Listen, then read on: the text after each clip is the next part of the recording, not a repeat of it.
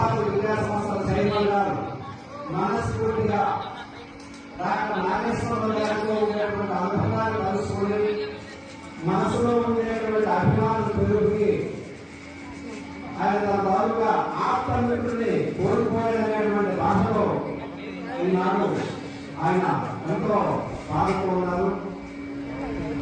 మహాత్ముడికి జరుగుతుంటాయి బాధపడుతున్నారు. కాబట్టి సభ్య డాక్టర్ నాగేశ్వరరావు గారి